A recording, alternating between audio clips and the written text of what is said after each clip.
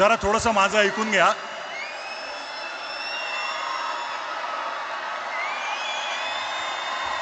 बरं का, तुमच्या मनातले काही शब्द बोलतोय मी.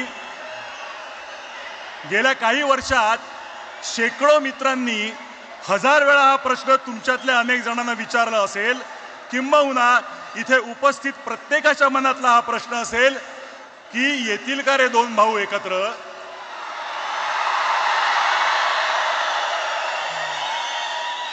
कोणी दोघांशी बोलून होईल का हो काही. पण असं दुसऱ्या तिसऱ्याने बोलून ऐकणार असतील तर ते ठाकरे कसले. त्यांना स्वतःला पटलं तरच ते ती गोष्ट करणार, आणि त्यांना पटणारं एका मंचावर आणणारं एक निमित्त घडलं. मराठी भाषेवर अन्याय करण्याचा प्रयत्न झाला आणि हे दोन वाघ चवताळून उठले. मराठी अभिजात भाषा होतीच, आहे आणि असेल, पण मागल्या दाराने तिसरी भाषा घुसवून माय मराठी संपवण्याचे डावपेच सुरू झाले. आणि ते उधळून लावण्यासाठी हे दोघे आणि इतर सर्व राजकीय पक्ष जे समोर बसलेत ते आपापसातले मतभेद विसरून सगळे एकत्र उभे ठाकरे, सगळे एकत्र उभे ठाकरे ठाकले. फक्त राजकीय पक्ष नव्हे तर अनेक सामाजिक संघटना, साहित्यिक, कलावंत, पत्रकार, शेतकरी, कामगार आणि मराठी माणूस एक झाला. सर्वांची भावना एक झाली. महाराष्ट्रावर केली सक्ती तर आम्ही दाखवू आमची शक्ती. आणि ही शक्ती दिसताच समस्त मराठी जनांना अन्यायकारक वाटणारा तो शासन निर्णय मागे घेण्यात आला. सर्वांबरोबर तुम्हा दोघांचंही हार्दिक अभिनंदन. मी आता माननीय राजसाहेब, आपण बऱ्याच वेळा हे बोलला आहात की भाषा मारली की संस्कृती संपवता येते, स्वातंत्र्य संपवता येतं. आपली मराठी संस्कृती जपण्यासाठी ती जाणून घेणं गरजेचं आहे. वाचन संस्कृती वाढणं, उत्तम संगीत, नाटक, चित्रपट होणं, मराठी ही व्यवहाराची आणि रोजच्या जगण्याची भाषा होणं असं तुम्ही मानता. परवाच तुम्ही बोलताना म्हणालात की बाकी काहीही चालेल पण मराठीच्या बाबतीत तडजोड नाही. आज ह्या दिवशी तुम्हाला भाषा, मराठी माणूस, महाराष्ट्र याबद्दल काय बोलावं असं वाटतं ते ऐकण्यासाठी आम्ही उत्सुक आहोत. मी विनंती करतो माननीय श्री राजसाहेब ठाकरे यांना की त्यांनी आपलं मनोगत व्यक्त करावं.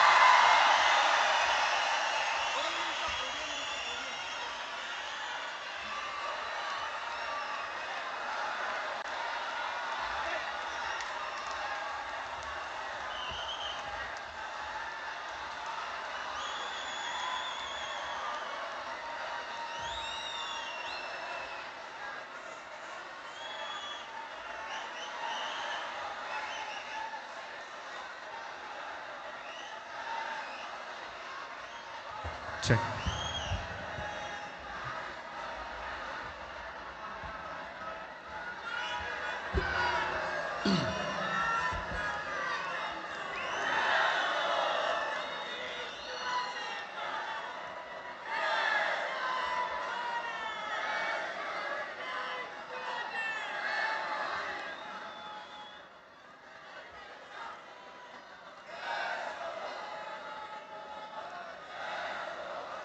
सन्माननीय उद्धव ठाकरे,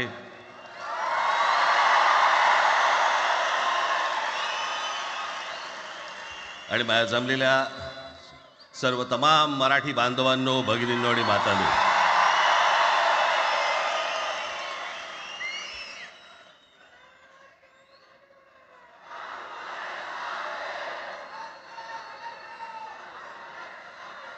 खरं तर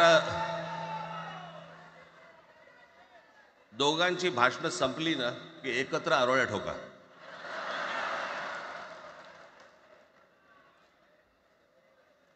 खरं तर आज मोर्चा निघायला पाहिजे होता.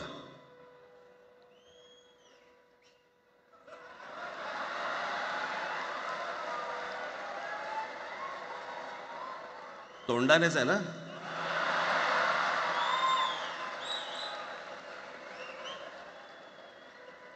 बस बस, मोर्चा खरं तर निघायला पाहिजे होता.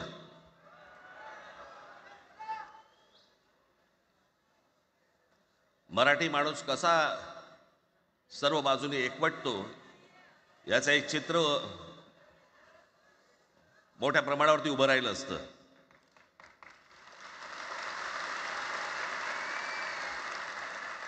पण नुसत्या मोर्चाच्या चर्चेनेच माघार घ्यावी लागली.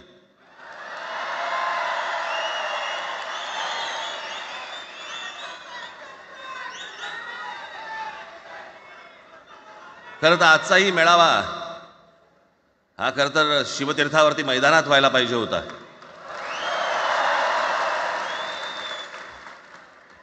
मैदान ओसंडून वाहिलं असतं अख्खं.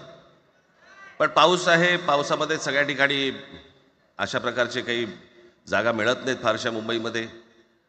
आणि म्हणून आज तुम्हाला सर्वांना इथे यावं लागलं. मी बाहेर जे उभे आहेत त्यांची मी दिलगिरी व्यक्त करतो की त्यांना आतमध्ये येता नाही आलं. परंतु आता काही स्क्रीनवरती आठवा.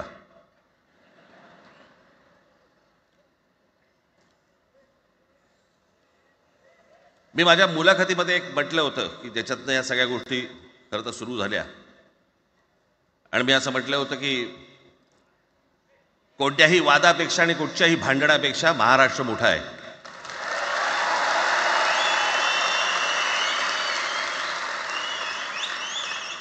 आज जवळपास 20 वर्षानंतर मी आणि उद्धव आम्ही एका व्यासपीठावरती आज येतो आहोत.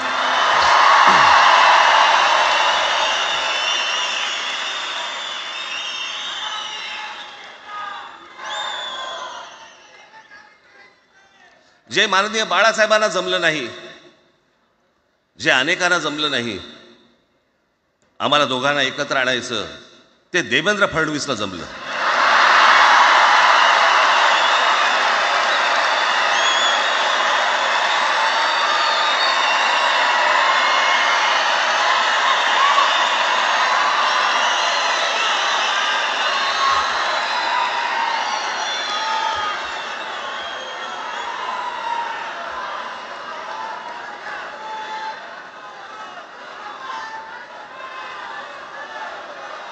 आता बऱ्याच सगळे चॅनल्सचे सगळे कॅमेरे तिकडे लागले, इकडे लागले, इकडे लागलेत.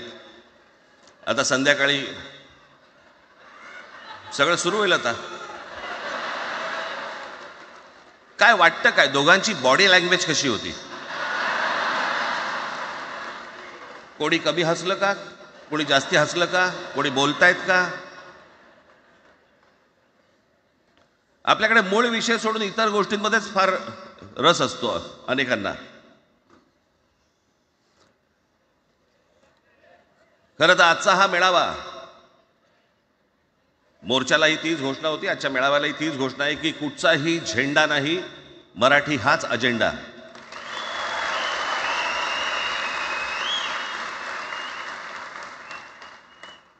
माझ्या मराठीकडे, माझ्या महाराष्ट्राकडे वेडावाकड्या नजरेने पाहायचं नाही कोणी.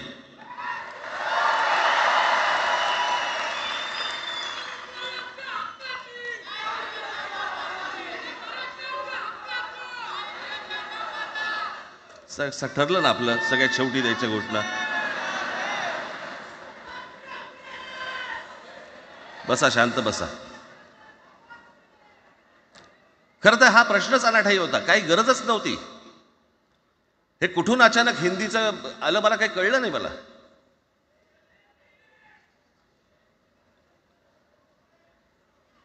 आणि हिंदी कशासाठी? हिंदी कोणासाठी? हिंदी त्या लहान लहान मुलांवरती जबरदस्ती करताय तुम्ही.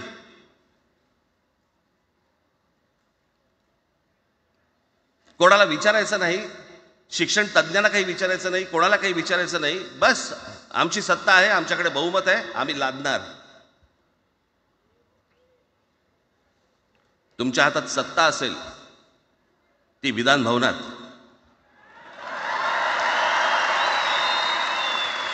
आमच्याकडे सत्ता आहे रस्त्यावर.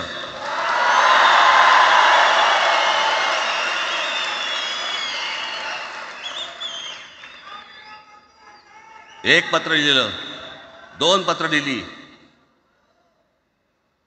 नंतर ते दादा भुसे माझ्याकडे आले. मला म्हणाले की आम्ही काय म्हणतो एवढं समजून तर घ्या, एवढं काय म्हणतो एवढं ऐकून तर घ्या. म्हटलं दादा तुम्हाला एक गोष्ट सांगतो, तुम्ही काय सांगता ते ऐकून घेईन पण ऐकणार नाही.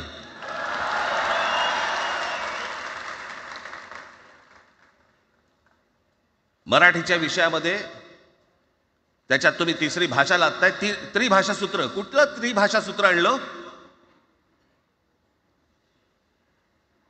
त्रिभाषा सूत्र ज्या वेळेला आलं ते फक्त सेंट्रल गव्हर्नमेंट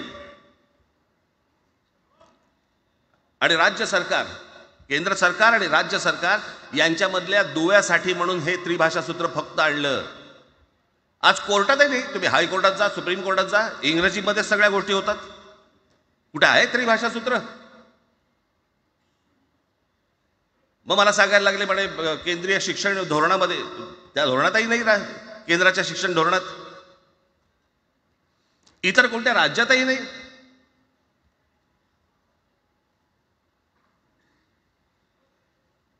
महाराष्ट्रात प्रयोग करून पाहिला तरी दक्षिणेची राज्य तर हिंग लावून विचारत नाही त्यांना. पण महाराष्ट्र ज्या वेळेला पेटून उठतो त्यावेळेला काय घडतं आणि काय होतं हे आज राज्यकर्त्यांना समजलं असेल. त्याशिवाय का माघार घेतली?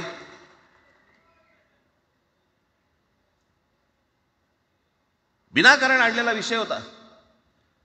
मी त्याशी त्या भोसेना सांगितलं, म्हटलं मला सांगा उत्तर प्रदेश, बिहार, राजस्थान, मध्य प्रदेश कोणती तिसरी भाषा आणणार आहेत? खरं तर आणली पाहिजे.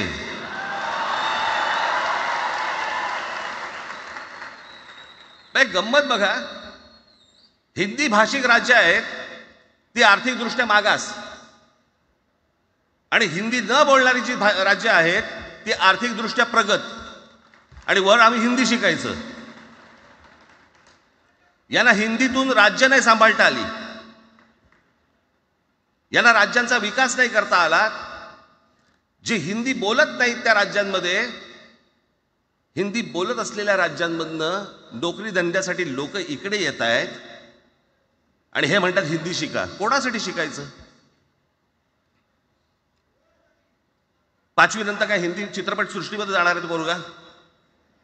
कोणासाठी शिकायचं? हिंदी भाषेबद्दल मला वाईट नाही वाटत, भाषा कोणतीही श्रेष्ठच असते, उत्तमच असते. मग ती मराठी असेल, गुजराती असेल, तामिळ असेल, पंजाबी असेल, बंगाली असेल, हिंदी असेल, अजून कुठचीही असेल. एक भाषा उभी करायला खूप प्रचंड तपश्चर्या लागते, खूप लोकांची मेहनत असते. एक लिपी उभी करायला खूप प्रचंड ताकद लागते.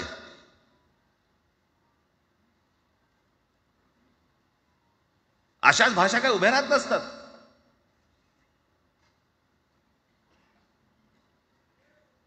आणि या भाषेचं नवीन कुठून आणलं? त्याशी ते अमित शहा म्हणाले ज्याला इंग्रजी येतं त्याला पुढे म्हणे लाज वाटेल, म्हणे मला इंग्रजी येतं. अरे तुम्हाला नाही येत?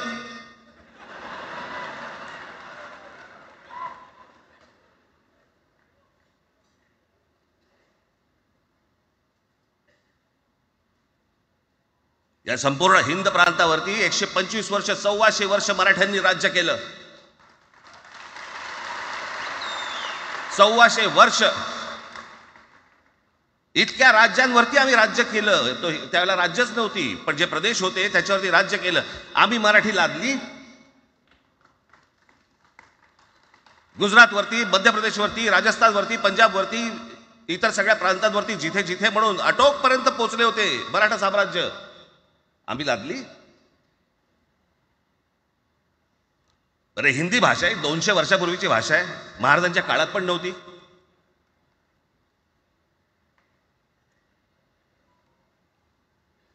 कशासाठी आणि कोणासाठी आणि काय करायचे नेमकं?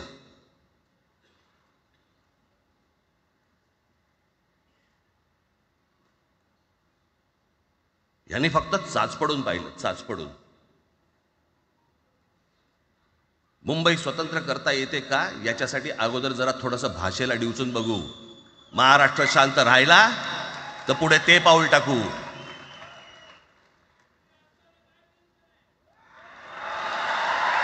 कोणाची माय व्हॅली आहे त्यांनी महाराष्ट्राला हात घालून दाखवावं, मुंबईला हात घालून दाखवावं.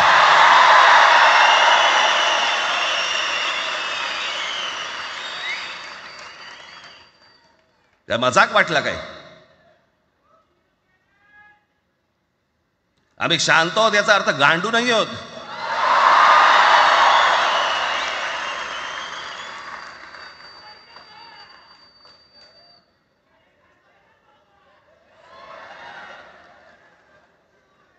काही अंगावरती लादायचा प्रयत्न करतात आणि मग आता माघार घेतली ना, मग माघार घेतली त्याचं काय करायचं? मग वेगळ्या ठिकाणी वळवा सगळं प्रकरण. वेगळ्या ठिकाणी म्हणजे कुठे? ठाकरेंची मुलं इंग्रजी मीडियम मध्ये शिकली, बरं मग पुढे? म्हणजे दादा भुसे मराठी मीडियम मध्ये शिकून शिक्षण मंत्री झाले, देवेंद्र फडणवीस इंग्रजी मीडियम मध्ये शिकून मुख्यमंत्री झाले. कुठे काय शिकले याचा काय संबंध?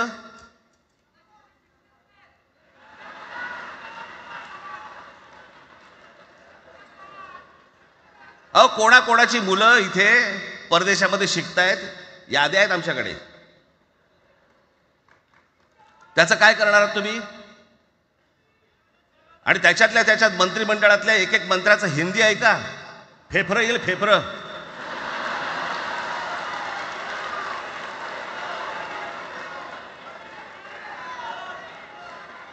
हे असले प्रश्न महाराष्ट्रातच विचारले जातात.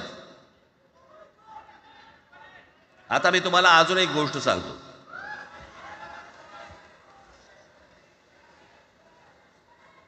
आम्ही मराठी मीडियम मध्ये शिकलो, हो शिकलो.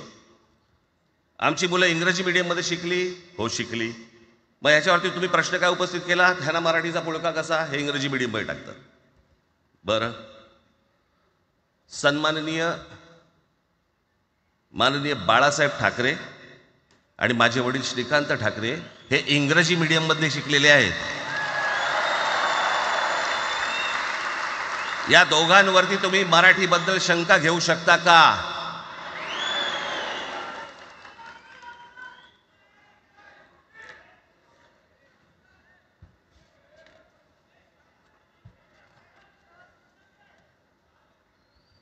Lalkrishna Advani saint Patrick high school Christian missionary school मध्ये शिकले. हिंदुत्वावर शंका घेऊ का त्यांच्या? कॉन्व्हेंट स्कूल मध्ये शिकलेले आहेत अडवाणी. दक्षिण भारतामध्ये बघा, तमिळच्या प्रश्नावरती, तेलुगूच्या प्रश्नावरती कडवटपणे समोर येऊन उभे राहतात. कोण विचारते ना तुमची मुलं कुठे शिकली आणि तुम्ही कुठे शिकलात?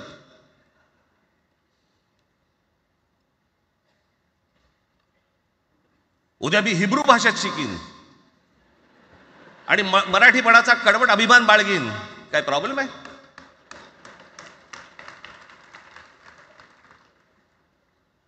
मी आता तुमच्याकडे दक्षिणेतले इंग्रजीमध्ये, मी अगदी थोडक्यात यादी आणली आहे. दक्षिण भारतातील इंग्रजी माध्यमात शिकलेले नेते आणि अभिनेते: Jayalalithaa Doveton English medium school, Stalin English medium school लायला, Kanimozhi presentation convent school, Udhayanidhi म्हणजे करुणानिधींचा नातू डॉन बॉस्को, चंद्रबाबू नायडू वडील इंग्लिश टीचर होते, शिक्षण इंग्रजी माध्यमात झालं. पवन कल्याण आंध्र उपमुख्यमंत्री, शिक्षण सेंट ॲन. नारा लोकेश NTRचा नातू, चंद्रबाबूंचा मुलगा, Stanford school. Kamal Haasan Santhome high school. अभिनेता विक्रम मॉटफोर्ड स्कूल. अभिनेता Suriya English medium. AR Rahman आधी पद्मशेषाद्री बालभवन आणि नंतर मद्रास क्रिश्चनरी हायस्कूल. परवा दिवशीचा एक प्रसंग सांगतो. एका व्यासपीठावरती तामिळनाडूमध्ये AR रहमान व्यासपीठावरती उभे होते, काहीतरी कार्यक्रम होता. त्या बाई तामिळमध्ये बोलत होत्या. अचानक ती बाई हिंदीत बोलायला लागली. त्याच्यावरती रहमानने तिच्याकडे असं बघितलं, बोलला हिंदी, आणि व्यासपीठावरनं खाली उतरला.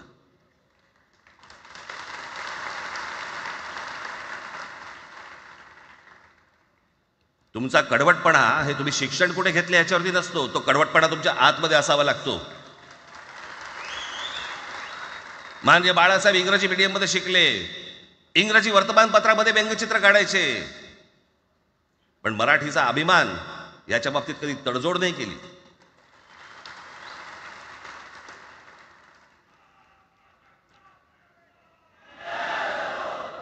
म्हणे एक भाषा म्हणे सगळ्यांनाच बांधून ठेवते. कुठची एक भाषा? आजपर्यंत काय वाकडं झालं? म्हणजे आपल्या संरक्षण खात्यामध्ये घ्या, आपल्या संरक्षण खात्यामध्ये जेवढी रेजिमेंट्स आहेत, मी फक्त तुम्हाला नावं वाचून दाखवतो. मद्रास रेजिमेंट आहे, राजपुताना रायफल्स आहे, राजपूत रेजिमेंट आहे, डोगरा रेजिमेंट आहे, सीख रेजिमेंट आहे, जाट रेजिमेंट आहे, पॅराशूट रेजिमेंट आहे, पंजाब रेजिमेंट आहे, ग्रेनेडियर्स आहेत, सीख लाईट इन्फंट्री आहे, मराठा लाईट इन्फंट्री आहे, गढवाल रायफल्स आहे, कुमाऊ रेजिमेंट आहे, आसाम रेजिमेंट आहे, बिहार रेजिमेंट आहे, महार रेजिमेंट आहे, जम्मू काश्मीर रायफल्स आहे, जम्मू आणि काश्मीर लाईट इन्फंट्री आहे, नागा रेजिमेंट आहे, गोरखा रायफल्स आहे, गोरखा रायफल्स आहे, त्याच्यानंतर तुमचं लडाख स्काउट्स आहे, अरुणाचल स्काउट्स आहे, सिक्कीम स्काउट्स आहे. इतक्या राज्यांच्या आज आपल्या संरक्षण खात्यामध्ये लोक आहेत आणि इतक्या रेजिमेंट्स आहेत.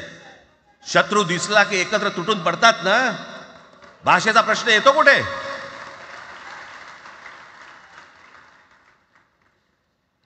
या देशामध्ये जेव्हा भाषावार प्रांतरचना झाली तीच या गोष्टींसाठी झाली ना, की प्रत्येक भाग तसे भाषांचे होते म्हणून. मग या सगळ्या गोष्टी का सुरू केल्यात तुम्ही? कशासाठी सुरू केल्यात? काय याच्या मागचं राजकारण? आत्ता सांगून ठेवतो, आज तुम्ही सगळेजण मराठी म्हणून एकत्र आलात. आज महाराष्ट्रामधला तमाम मराठी आज मराठी म्हणून एकत्र आला. टाळ्या वाजू नका, मी काय सांगतोय नीट ऐका. याचा पुढचं राजकारण ह्यांचं पुन्हा तुम्हाला जातीमध्ये विभागायला सुरुवात करतील. पुन्हा हे जातीचं कार्ड खेळायला सुरुवात करणार. मराठी म्हणून तुम्हाला कधी एकत्र येऊ देणार नाहीत. हे जातीपातीमध्ये विभागायला सुरुवात करतील. आता हे सुरू केलं. काल कोणाच्या ते व्यापाऱ्याच्या कानफडीत मारली मीरा भाईंदरला. त्याच्या काय इथे लिहिलं होतं काय गुजराती?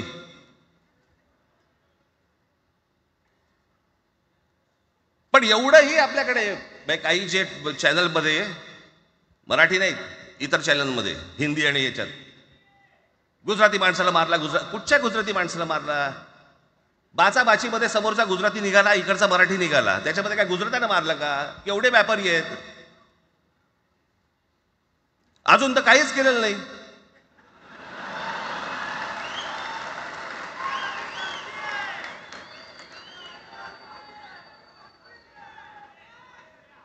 अर्थात त्यांना मराठी आली पाहिजे याच्याबद्दल वाद नाही. विनाकारण उठसूट काय मारामारी करायची गरज नाही आणि मारायची गरज नाही. पण जर जास्ती नाटकं केली तर कानाखाली आवाज काढलाच पाहिजे तुम्ही. पण चूक त्यांची असली पाहिजे. आणि एका गोष्टीचं लक्षात ठेवा, अशी कधी गोष्ट कराल त्याचे व्हिडिओ काढू नका.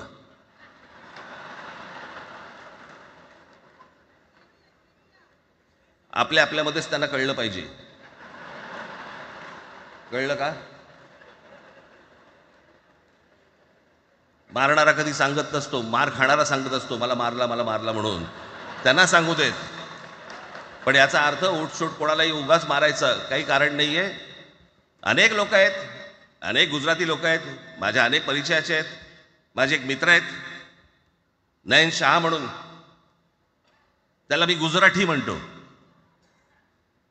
तुमचा विश्वास बसणार नाही इतकं अप्रतिम मराठी तर बोलतोच, विनोदाचंही अंग आहे. आणि शिवाजी पार्क मैदानामध्ये फिरताना कानाला हेडफोन लावून पु ल देशपांडे ऐकणारा गुजराती आहे.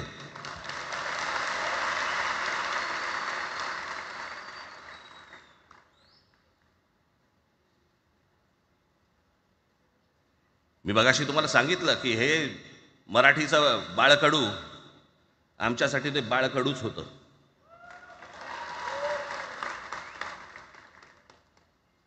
मी मागे एक प्रसंग सांगितला होता, आज मुद्दामून तो प्रसंग सांगतो आपल्याला की हे आमच्या धमन्यांमध्ये आलं कुठून.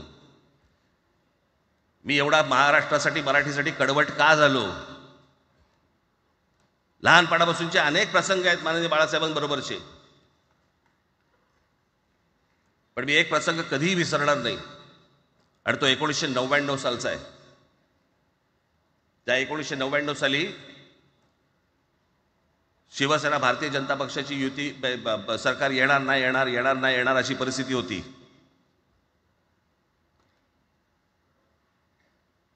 पवार साहेब त्यावेळेला त्यांनी राष्ट्रवादी काँग्रेस पक्ष स्थापन केला होता. वेगवेगळे लढले होते, आणि मग सगळ्या त्या वादामध्ये, शिवसेना भारतीय जनता पक्षाच्या त्या वादामध्ये काहीच होईना. दिवसामागून दिवस चाललेत, परंतु काही होईना. एके दिवशी मी मातोश्रीला खाली बसलो होतो, दुपारची वेळ होती. अचानक 2 गाड्या लागल्या. साधारणपणे 3:30-4 वगैरे वाजले असते. ते जरा वेळेला नाव विसरतो, पुण्याचं कोण तो जावडेकर, प्रकाश जावडेकर आणि काही मंडळी आली. मला म्हणाले, राज बाळासाहेबांना अर्जंट भेटायचं आहे. म्हटलं आत्ता ते भेटणार नाही, म्हटलं ती त्यांची झोपायची वेळ आहे. नाही म्हणे अर्जंट आहे. म्हटलं नाही भेटणार. म्हटलं मी तुम्हाला सांगतो. म्हटलं काय विषय काय? म्हटलं मी बोलायचं काम करतो. म्हटलं काय विषय काय? आणि त्यांना सांगा मुख्यमंत्री पदाचा विषय झालेला आहे. म्हटलं अच्छा, अरे वा. म्हटलं काय झालं? सुरेशदादा जैन यांना दोन्ही बाजूने आम्ही ठरवलंय की त्यांना मुख्यमंत्री करायचं, एवढं फक्त बाळासाहेबांना सांगायचं. ठीक आहे. मी वर गेलो. रूममध्ये काळोख, शांतता. आम्ही अरे तुरेमध्ये बोलायचो म्हणून मी हाक मारली. म्हटलं हे काका गाढ झोपले होते. म्हटलं काका उठ, ए काका उठ. माझ्या बघितलं माझ्याकडे. काय रे? म्हटलं नाही, ती सगळे खाली जावडेकर वगैरे सगळी मंडळी आली आहेत. म्हटलं बरं मग? नाही ते म्हणतात ते मुख्यमंत्री पदाचा विषय झाला आहे म्हणून. म्हटलं पण ते म्हणाले काय झालं? ते म्हणाले सुरेशदादा जैन यांना मुख्यमंत्री पदासाठी दोन्ही जणांनी सांगितलं की करायचं म्हणून. असं माझ्याकडे बघितलं त्यांनी. त्यांना जाऊन सांग महाराष्ट्राचा मुख्यमंत्री मराठीच होईल, दुसरा कोणी होणार नाही.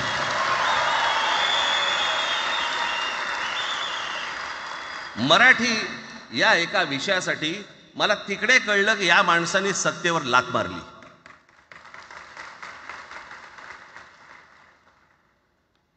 हे संस्कार ज्या पोरावरती झाले असतील तो मराठीसाठी तडजोड करेल काय? बाकी सगळ्या युत्या आघाड्या सगळ्या कुठच्याही गोष्टी होत राहतील, महाराष्ट्र मराठी माणूस मराठी भाषा याच्यावर तडजोड होणार नाही, कोणत्याही परिस्थितीत होणार नाही. याच्या पुढे देखील तुम्ही सर्वांनी सावध असणं पण गरजेचं आहे आणि सतर्क असणं पण तेवढंच गरजेचं आहे. पुढे पुढे काय काय गोष्टी घडतील, काय काय गोष्टी होतील कल्पना नाही, परंतु मला असं वाटतं की ही मराठीसाठीची एकजूट ही कायम राहावी आणि महाराष्ट्रामध्ये माननीय बाळासाहेबांचं जे स्वप्न होतं ते पुन्हा साकारावं अशी एक आशा, अपेक्षा आणि इच्छा व्यक्त करतो आणि आपण सर्वांची मी रजा घेतो. धन्यवाद. जय हिंद, जय महाराष्ट्र. धन्यवाद राजसाहेब. मलाही सांगा, आपल्या सगळ्यांपेक्षा आज जास्त आनंदी कोण झालं असतं? आपल्या सगळ्यांपेक्षा आज जास्त आनंदी कोण झालं असतं? ज्यांनी मराठी माणसाला उभं केलं ते हिंदू हृदय सम्राट माननीय बाळासाहेब.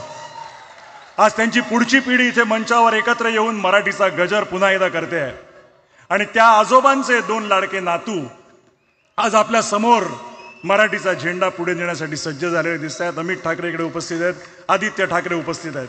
मी त्यांचंही स्वागत करतो. या वास्तूला NSCI डोम असं म्हणतात, पण इथे आज देश पाहतोय मराठी भाषेवर होणाऱ्या अन्यायाविरुद्ध पेटलेला मराठी जनमानसाचा आगडोंब. या सर्व मराठी प्रेमींना आता उत्सुकता आहे माननीय शिवसेना पक्षप्रमुख श्री उद्धव बाळासाहेब ठाकरे हे काय बोलतील. मी त्यांना विनंती करतो की त्यांनी आपलं मनोगत व्यक्त करावं.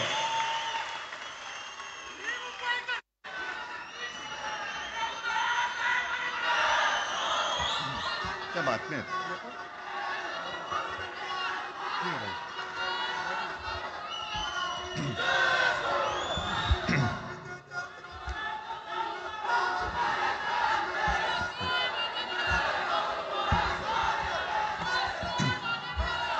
बऱ्याच वर्षानंतर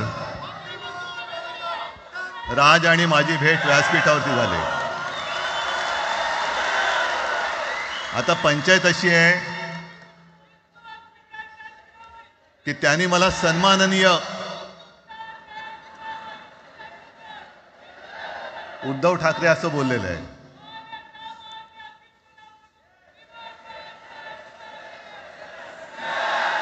ठीक आहे. आणि साहजिकच आहे की त्याचंही कर्तृत्व आपण सर्वांनी पाहिलेलं आहे.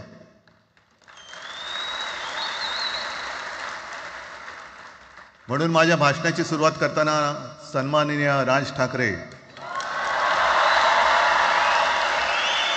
आणि जमलेल्या माझ्या तमाम मराठी हिंदू बांधवांनो, भगिनींनो आणि मातांनो,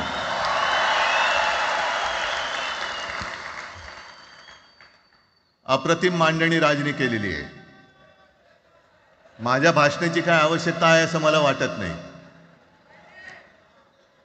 कारण आजच्या कार्यक्रमाची घोषणा झाल्यानंतर साहजिकच आहे सगळ्यांचं लक्ष हे आज भाषणाकडे आहे.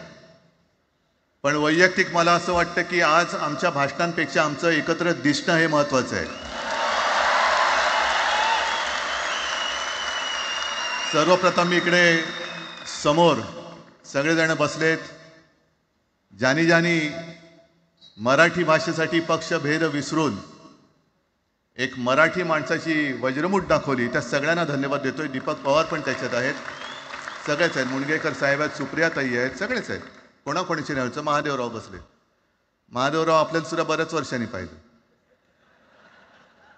काय वेळेला काय जानकर बी अंजान होते, असं होतं.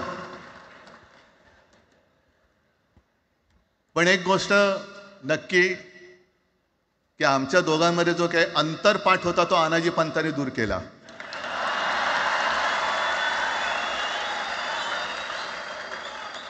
आता अक्षता टाकण्याची काय तुमच्याकडनं अपेक्षा नाहीये.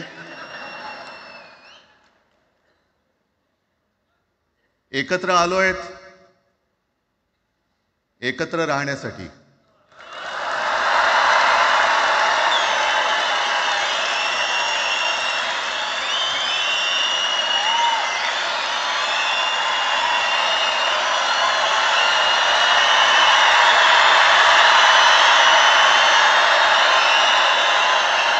आणि मला कल्पना आहे, आज मला कल्पना आहे की अनेक बुवा महाराज हे बिझी आहेत. कोण लिंब कापतंय, कोण टाचण्या मारतंय, कोण गावी जाऊन अंगारे दुपारे करत असेल, रेडे कापत असतील. त्या सगळ्यांना सांगतो, या सगळ्या भोंदूपणा विरुद्ध माझ्या आजोबांनी लढा दिला होता आणि त्यांचे आम्ही वारसदार म्हणून तुमच्या समोर उभे ठाकलेलो आहोत.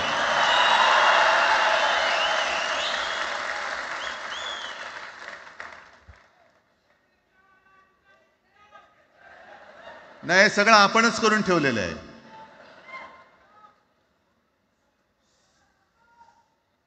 भाषेवरनं जेव्हा एखादा विषय निघतो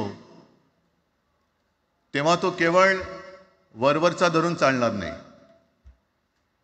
मधल्या काळामध्ये अगदी दोघांनी, म्हणजे मी काय राजनिक आणि आपण सगळ्यांनी या नतद्रष्टांचा अनुभव घेतलेला आहे. वापरायचं आणि फेकून द्यायचं.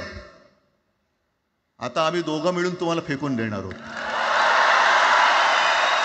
आजपर्यंत वापर करून घेतलात.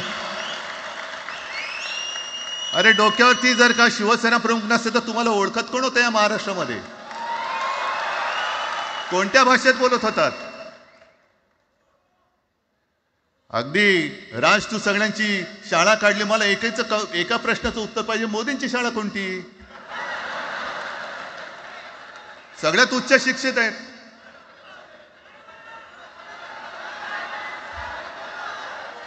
पण हे जे काय यांची मध्यंतर मी बोललो ना, भाजप ही अफवांची फॅक्टरी आहे.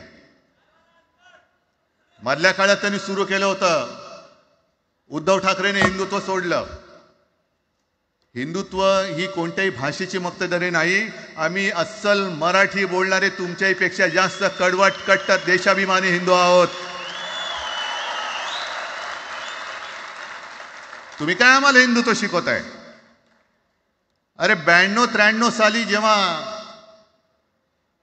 जे काय घडलं, देशद्रोही मातले होते, तेव्हा मुंबईतल्या अमराठी लोकांना सुद्धा हिंदू म्हणून माझ्या शिवसैनिकांनी, शिवसेना प्रमुखांच्या शिवसैनिकांनी व मराठी माणसांनी वाचवलेलं आहे.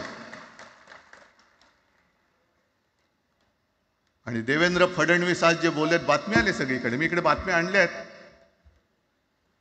भाषेच्या नावाखाली गुंडगिरी सहन केली जाणार नाही. जर महाराष्ट्रामध्ये मराठी माणूस न्याय मागण्यासाठी आंदोलन करत असेल आणि त्याला जर का तुम्ही गुंड म्हणत असाल, तर आम्ही गुंड आहोत. आम्ही गुंड. न्याय मागणं म्हणजे गुंडगिरी नाहीये. आणि जर का गुंडगिरी केल्याशिवाय तुमच्या दरबारी न्याय मिळत नसेल, तर आम्ही गुंडगिरी करूच.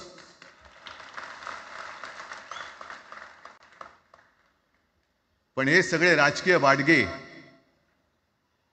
देवेंद्र फडणवीसांची आजचं वक्तव्य म्हणजे मला संयुक्त महाराष्ट्र चळवळीच्या वेळेला सखा पाटलांनी केलेलं एक वक्तव्य आठवते.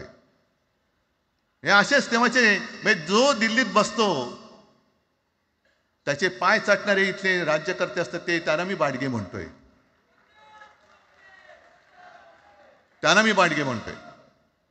कारण संयुक्त महाराष्ट्र चळवळीमध्ये मुंबई आपल्याला आपण मिळवली. आपण म्हणजे आपण मराठी माणसांनी. तेव्हाही तत्कालीन जे सत्ताधारी होते, हो अगदी काँग्रेस होतीच ना तेव्हा सत्तेवर, मुंबई मराठी माणसाला द्यायला तयार नव्हती. आणि तेव्हा सुद्धा एक मराठी माणूस, म्हणजे आज जे बोलतात ना आम्ही मराठी नाहीत का, अरे तुम्ही नुसतं नावाने मराठी आहात, तुमच्या अंगात मराठी रक्त आहे की नाही आता तपासावं लागेल.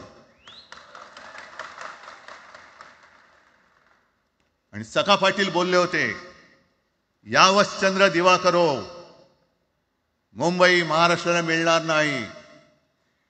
कशी नाही मिळत? झुकवलं, वाकवलं, गुडघ्यावरती आणलं मराठी माणसानी. आणि मुंबई आपल्या हक्काची, तुम्ही आता जी घोषणा घेतली ना, दिली ना, ती मुंबई आपल्या हक्काची आपण लढून आपण मिळून घेतली.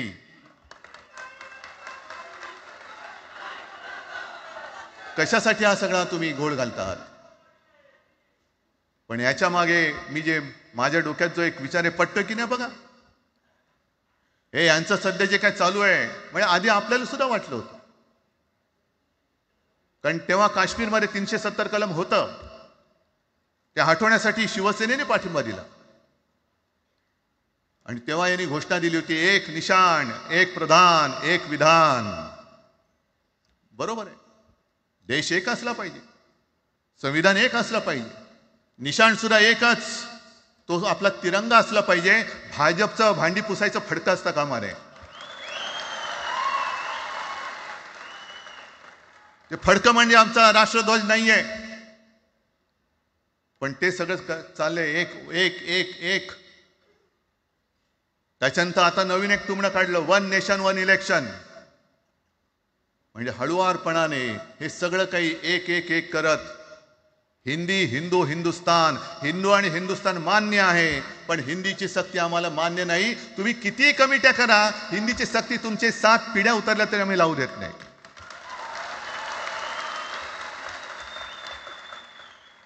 मग एक फेक नरेटिव्ह पसरवायचं. हे उद्धव ठाकरेच्याच काळातलं. अरे उद्धव ठाकरे एवढं काम करत होता, मग पाडलात कशाला गद्दारी करून? तान्या बोंबललात तेव्हा. पण मी अभिमानाने सांगेन, माझ्या मंत्रिमंडळातले सहकारी इकडे बसले, जितेंद्र आव्हाड आहेत, आणखीन कोणी असतील, मी मुख्यमंत्री असताना महाराष्ट्रामध्ये मी मराठीची सक्ती केली होती आणि केलीच, ज्याचा मला अभिमान आहे. काय केलं त्याचं तुम्ही?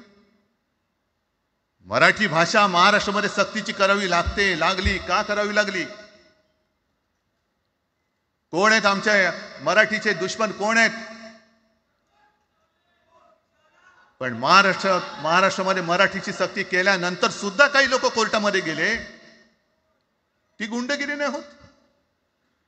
पण आता कोणतरी एक तो भेडिया काय भेडिया असतं त्याचं नाव,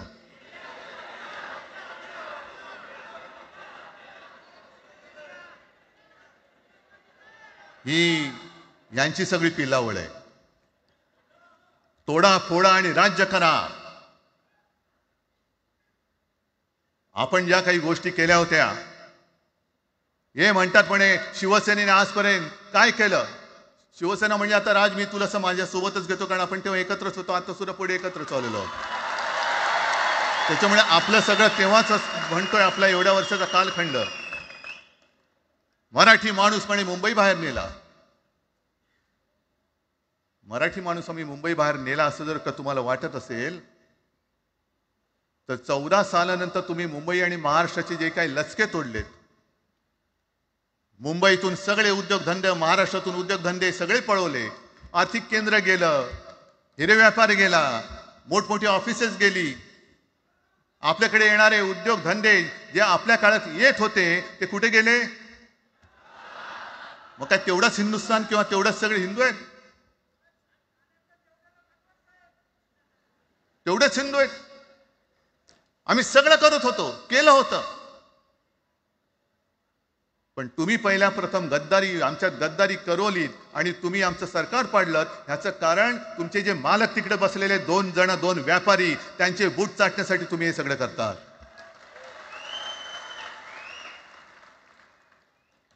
हे इतक्या वर्षाचं सगळं सहन करत करत करत आपण आलो. आपल्या डोळ्या देखत सगळे लचके तोडले जात आहेत. आपल्या दोघांनाही भांडवलं जात आहे आणि नतद्रष्टा आपल्या डोक्यावरती बसतायत. किती काळ सहन करायचंय? प्रत्येक वेळेला काही झालं की भांडाभांडी लावायची. आता सुद्धा तेच होणार. म्हणजे आम्ही एकत्र येणार, आल्यानंतर निवडणुकीपर्यंत एकत्र राहतील का? सत्ता प्राप्ती, काही जण म्हणतात की यांचा मराठीचा नाही, महापालिकेचा आहे. अरे नुसता महापालिकेचा नाही, तर आमच्या महाराष्ट्राचा आहे. आम्ही महाराष्ट्र सुद्धा काबीज करू.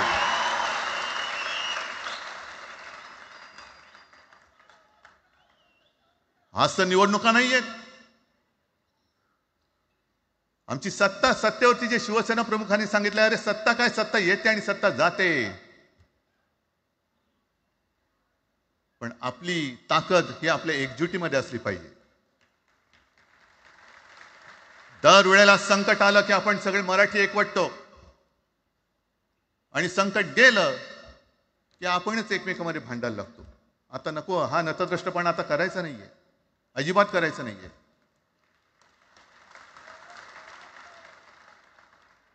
कारण गेल्या विधानसभेत त्यांनी जे काय केलं, बटेंगे तो कटेंगे.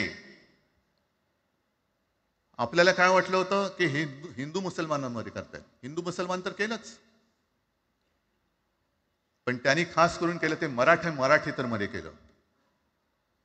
म्हणजे यांची नीती आहे ती अशीच आहे जे गुजरातमध्ये त्यांनी केलं. गुजरातमध्ये गेल्या निवडणुकीत एक असा माहोल होता, मला वाटतं मोदी तेव्हा तर त्यांच्या नंतर असेल, माहित नाही मला, लक्षात नाही.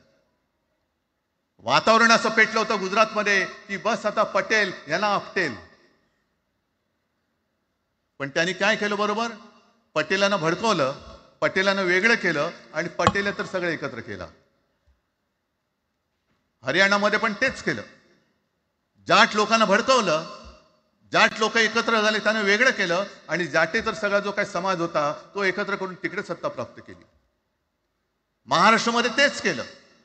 मराठ्यांना उचकवलं आणि मराठी तर सगळा एकत्र केला. बटेंगे तो कटेंगे ही भीती त्यांच्यामध्ये निर्माण केली की बघा ते एकत्र झालेत, तुम्ही जर का फुटलात तर ते तुमच्या डोक्यावर बसतील. झाले एकत्र. मराठी माणूस मराठी माणसाची भांडला आणि दिल्लीचे गुलाम आपल्या डोक्यावरती राज्य करायला लागले. आणि आपण त्यांच्या पालख्या व्हायच्या. नुसते पालख्यांचे भवी होणार की तुम्ही कधीतरी आपल्या माय मराठीला पालखीमध्ये सन्मानाने बसवणार आहात. बस झालं, आता यांची जोखड फेकून दिली पाहिजे. एकमेकांमध्ये भांडून त्यांचे जे काही डाव आहेत ते करत असतात. मी पेपरमध्ये बघितलं, काल बघितलं, आज बघितलं. आमचे पंतप्रधान जगभर फिरतायत. काय तो मोठा पट्टा घातलाय, स्टार ऑफ घाना. कुठे आला घाना देश? इकडे घाण आणि तिकडे घाना, स्टार ऑफ घाना. पण एका बाजूला मोदींचा फोटो आणि दुसऱ्या बाजूला माझ्या महाराष्ट्रामधला शेतकरी कर्जबाजारी झालाय, त्याला बैल सुद्धा तर पोचत नाही, बैल मिळत नाही, म्हणून त्या नांगराचं जोखड घेऊन तो शेती करतोय. मग एका बाजूला हा शेतकरी, त्याच्या खांद्यावरती गळ्यामध्ये ते नांगराचं जोखड आहे, आणि तिकडे आमचे पंतप्रधान स्टार ऑफ घाना. लाज वाटली पाहिजे, लाज, खरोखर लाज वाटली पाहिजे. आणि आजच पेपरमध्ये बातमी आले, 2 बातम्या आल्या की लाडक्या बहिणीचं पोर्टल आता बंद, नव्याने नोंदणी होणार नाही. बसा बोंबलत आता. आणि त्याही पेक्षा सगळ्यात भयानक गोष्ट म्हणजे संपूर्ण देशामध्ये सगळ्यात जास्त कर्जबाजारी शेतकरी कुठे असतील तर ते आपल्या महाराष्ट्रामध्ये आहेत. महाराष्ट्र आता थांबणार नाही, कर्ज काढतच राहणार. आणि ही यांची जी काही खेळी आहे, आपापसात भांडवायचं. मी एक साधी गोष्ट केली होती. जितेंद्र, तुम्हाला माहिती असेल, आपण तिकडे चौपाटीला, जिकडे बिर्ला मातोश्री बिर्ला क्रीडा केंद्र काय आहे, मराठी रंगभूमीचं दालन, मराठी रंगभूमीचा इतिहास सांगणारं दालन, त्याची निर्मिती करण्याचे सगळे आदेश वगैरे राजा सगळं झालं. आराखडा मंजूर केला मी. आणि 2-3 महिन्यापूर्वी बातमी आली की तो आराखडा यांनी केराच्या टोपलीत टाकला, ती जागा यांच्या मालकाच्या मित्राच्या घशात टाकतात. हा मराठीचा तुमचा अभिमान? मराठी भाषा भवनाची त्याचं भूमिपूजन मी केलं होतं. माझ्या सोबत अजित पवार होते, उपमुख्यमंत्री. कुठे गेलं मराठी भाषा भवन? कुठे गेलं मराठी भूमीचं रंगभूमीचं दालन? का तुम्ही आमची मराठी मारतात? का तुम्ही आमच्यावरती सक्ती करता आहात? अनेकदा सांगितलं की आम्ही कोणत्याही भाषेच्या विरोधात नाही आहोत, पण जर आमच्यावरती सक्ती करण्याचा प्रयत्न केला तर आमची शक्ती काय ती एकदा तुम्हाला अशी दाखवू की पुन्हा तुम्ही कधी डोकंवर नाही काढणार, पुन्हा डोकंवर काढणार नाही. या सगळ्या गोष्टींकडे आपण आज एकत्र आलेलो आहोत. पुन्हा आपल्यामध्ये काड्या घालण्याचे उद्योग होतील, कारण त्यांचा धंदाच तो आहे. एकतर कुठे, मी नेहमी सांगतो, कोणाच्याही लग्नामध्ये भाजपवाल्यानं बोलू नका. येतील मस्त श्रीखंड, बासुंदी, पोळ्या बिळ्या खातील आणि त्याला नवरा बायकोत भांडण लावून दुसऱ्या लग्नात जेवायला जातील. बरं, एवढं केलं तरी बरं, नाही तर त्या पोरीलाच पळून घेऊन जातील. कारण ह्यांचं स्वतःचं असं काहीच नाहीये. कोणत्याही लढ्यामध्ये कधी भाजपा नव्हता. अगदी संयुक्त महाराष्ट्राच्या चळवळीमध्ये सुद्धा भाजप हा सगळ्यात शेवटी आला आणि 57ची निवडणूक झाल्यानंतर सगळ्यात पहिल्यांदा बाहेर पडला. हे जनसंघ, तेव्हा त्यांचा जो राजकीय नाव होतं जनसंघ, यांच्याकडनं आम्ही देशाभिमान शिकायचा, यांच्याकडनं आम्ही महाराष्ट्राचा अभिमान शिकायचा. आणि आम्ही आपापसात भांडून यांना सगळं काही बहाल करून टाकायचं. या सगळं विकून टाका, सगळा सत्यानाश करून टाका. अरे, आपली मुंबईच्या शिंदड्या उडवल्या जात आहेत. अख्खी मुंबई कोणाच्या घशात घालतायत? कोणाच्या? बघत बसायचं सगळं. म्हणजे आज सगळ्यात जास्त जर कोणी जमिनीचा मालक मुंबईमध्ये असेल तो यांच्या मालकाचा मित्र आहे, अदानी. कोणाची जागा? कोणी रक्त सांडलं? कोणी रक्त सांडलं? कोणी? ते हुतात्मा स्मारकाला वंदन करताना सुद्धा आपल्याला लाज वाटली पाहिजे. अरे, त्यांनी तर रक्त सांडलं, बलिदान केलं, पण त्यांनी रक्त सांडून मिळून गेलेली मुंबई जर का आपण राखू शकणार नसू तर आपल्याला लाज वाटली पाहिजे, शरम वाटलं पाहिजे. म्हणून त्या रक्ताची शपथ घेऊन मुंबई आणि मराठीच्या रक्षणासाठी आपल्याला उभं राहायला पाहिजे. ठीक आहे, असतील, होते, मत पटली होती, पटले नसतील, पण याच्या पुढे मराठी आणि महाराष्ट्र धर्माचं रक्षण करणं. आमचा हनुमान चालीसाला विरोध नाहीये, पण मारुती स्तोत्र आम्हाला का विसरायला लावताय? मारुती स्तोत्र आहे ना, भीमरूपी महारुद्रा. आमचा जय श्रीरामला विरोध नाहीये, पण भेटल्या म्हटल्यानंतर राम राम हे म्हणणारे आम्हीच मराठी. हे तुम्ही आता जय श्रीरामची घोषणा द्यायला लागलात, पण जय जय रघुवीर समर्थ सांगणारे समर्थ रामदास त्यावेळेला आमचे होऊन गेले. त्यांनी आम्हाला पहिल्यांदा रामाची भक्ती शिकवली. त्याच्यामुळे यांचा काही आगा नाही, पिछा नाही. राजकारणातले हे व्यापारी आहेत, वापरा आणि फेका. तो एक गद्दार काल एक बोललाय, जय गुजरात.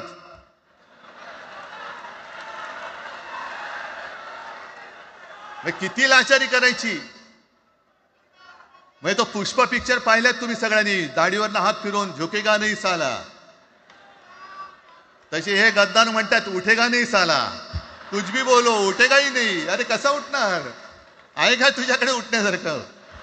म्हणजे विचार मी म्हणतोय.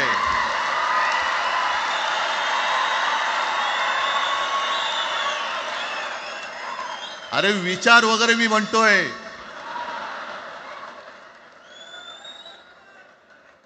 हिंदी भाषेच्या सक्तीला विरोध न करणारा बाळासाहेबांच्या विचाराचा पाईक असू शकेल? आपला मालक आला म्हणून त्याच्यासमोर जय गुजरात म्हणणारा आपल्या बाळासाहेबांच्या विचाराचा पाईक असू शकेल? मग आता जे मला वाटतं कुठल्या एबीपीचं होतं ना, उघडा डोळे बघा नीट. डोळे उघडलेत? कारण आत्ता जर का डोळे उघडले नाही तर पुन्हा कधी उघडण्याची वेळ येणार नाही, कायमचे मिटून जातील. आत्ताच डोळे उघडा, आत्ताच जागे व्हा. आणि आत्ता आलेली जाग जर का जाणार असेल तर मग मात्र स्वतःला मराठी आईची मुलं म्हणू नका, अजिबात म्हणू नका. आणि शिवसेना प्रमुखांनी जे काही शिकवलं, एक तर कोणावर अन्याय करू नका, पण तुमच्या अंगावर जर का कोणी हात उगारला तो हात जागेवरती ठेवू नका.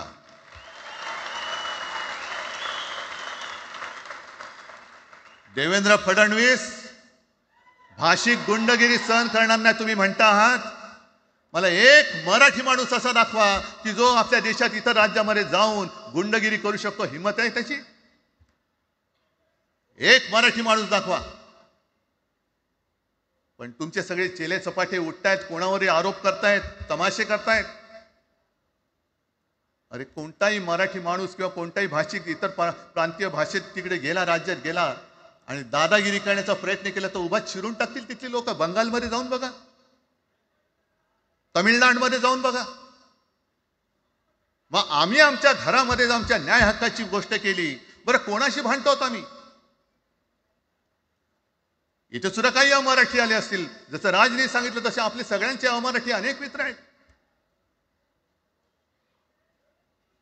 पण त्यांच्यामध्ये आम्ही गुण्यागोविंदाने नांदतोय. मग हे गुण्यागोविंदाने नांदले, एकत्र राहिले तर आपली पोळी कशी भाजली जाईल? म्हणून तुम्ही आमच्या एकजुटीमध्ये विषाचा खडा टाकतात. हे सगळे तुमचे डाव आता उघड झालेले. तुम्ही वाटेल ते करा, पण मी आज महाराष्ट्राला आवाहन करतोय, म्हणजे विनंती करतोय की यापुढे कोणत्याही पक्षाचे आपण असू, जसं संयुक्त महाराष्ट्र समितीच्या वेळेला मराठी माणसाची एकजूट झाली होती, तशी एकजूट जर का आपण सगळ्या पक्षांनी मिळून, अगदी भाजपमधल्या मराठी माणसांनी सुद्धा त्याच्यामध्ये आलं पाहिजे.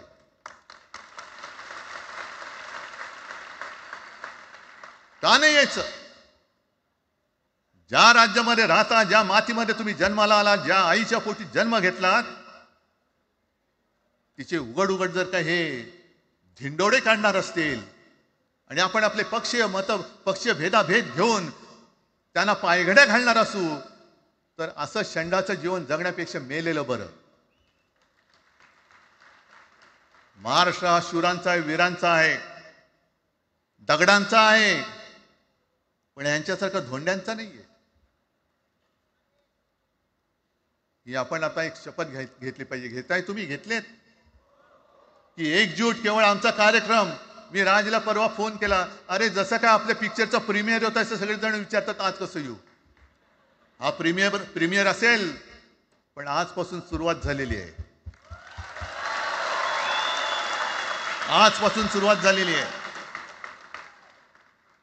एक तर आम्ही कोणाशी दादागिरी करणार नाही, पण कोणी दादागिरी केली तर आम्ही ती सहनही करणार नाही.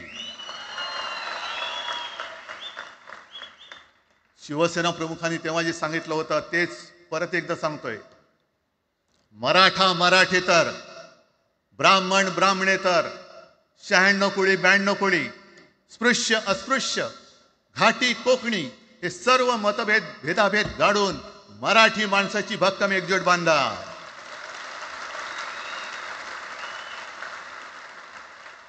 आणि शेवटी एक आवाहन करतो, हे सगळ्या मराठी माणसांना आणि मराठी प्रेमींना आहे. तुटू नका, फुटू नका आणि मराठी ठसा पुसू नका. जय हिंद, जय महाराष्ट्र. धन्यवाद उद्धव साहेब. या कार्यक्रमाला खास जे उपस्थित राहिले होते, कॉम्रेड प्रकाश रेड्डी, सौ सुप्रिया सुळे, कॉम्रेड अजित नवले, महादेव जानकर साहेब, जयंत पाटील साहेब आणि जितेंद्र आव्हाड साहेब आणि इतरही अनेक नेते आहेत, त्यांचे पुन्हा एकदा आभार मानतो. आणि ही तर खरी सुरुवात आहे अनेक अनिष्ट गोष्टींचा शेवट करण्याची. मराठी भाषेसाठी आणि मराठी माणसासाठी असेच उत्सवी दिवस येत राहोत.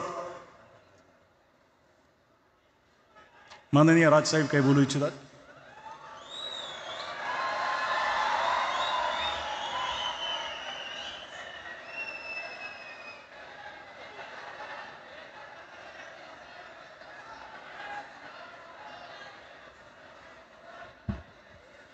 मला माफ करा, मगाशी माझ्या भाषणामध्ये त्या ओघात जे जे पक्ष या सगळ्या लढ्यामध्ये सामील झाले त्यांची नावं घ्यायला मी विसरलो.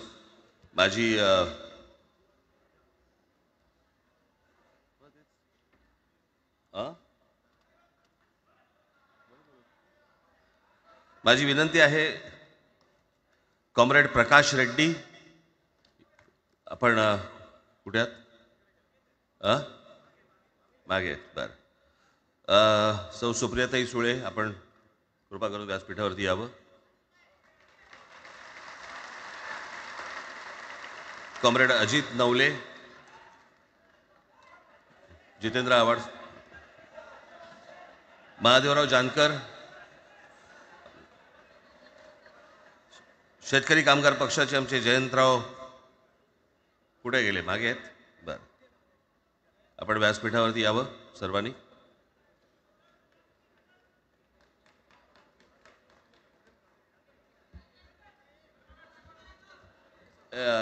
हे काढा मला सोड.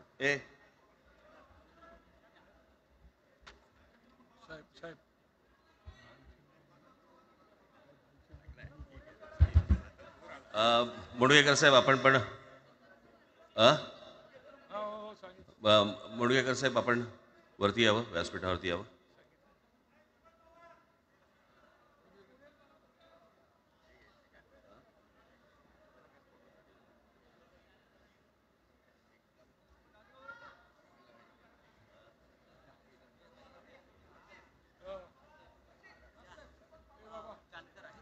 दीपक पवार इथे आहेत का? त्यांनीही कृपया मंचावरती यावं.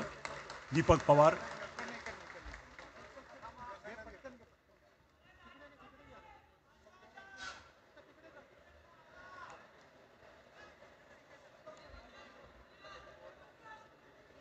दीपक पवार इथे उपस्थित आहेत का? मागे कुठेतरी बसले असं मला कळलं. आणि आमदार निकोले इथे आले, त्यांना मी विनंती करतो. हां, दीपक पवार आले. दीपक पवार आले.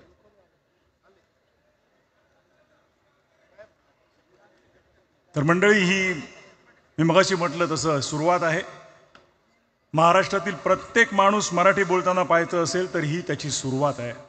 मी निमंत्रकांतर्फे आपल्या सर्वांचे आभार मानतो. सर्व पक्षांच्या प्रतिनिधींचे, नेत्यांचे, सगळ्यांचे आभार मानतो निमंत्रकांच्या वतीने. मराठी भाषेसाठी आणि मराठी माणसासाठी असेच उत्सवी दिवस येत राहोत आणि महाराष्ट्राची नेहमीच प्रगती होवो अशी सदिच्छा व्यक्त करून आणि आयोजकांचे आणि उपस्थित सर्व मराठी जनांचे आभार मानून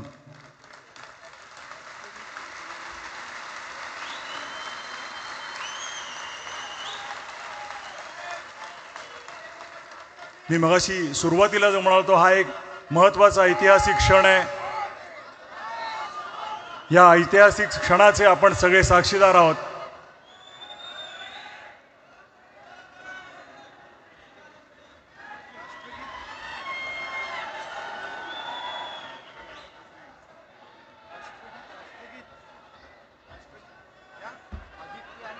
आणि माननीय आदित्य ठाकरे आणि अमित ठाकरे इकडे, त्यांनी कृपया मंचावरती यावं.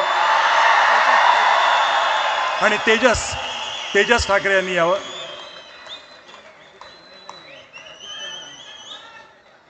आदित्यजी आणि अमितजी ठाकरे.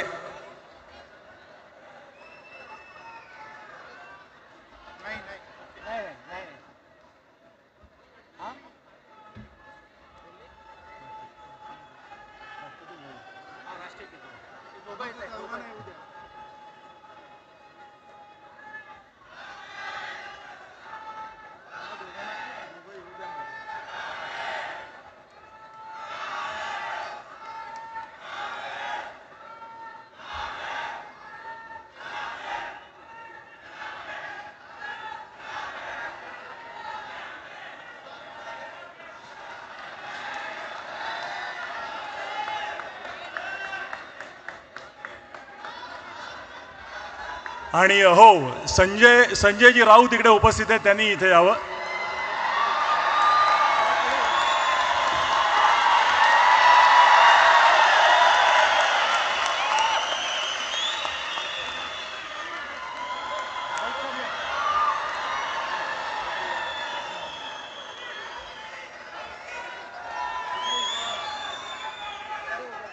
मला वाटतं ह्यापेक्षा म्हणजे आपण तर आता मी मगाशी म्हटलं त्याप्रमाणे आवाज कुणाचा? आवाज मराठीचा. आवाज मराठीचा. आवाज कुणाचा?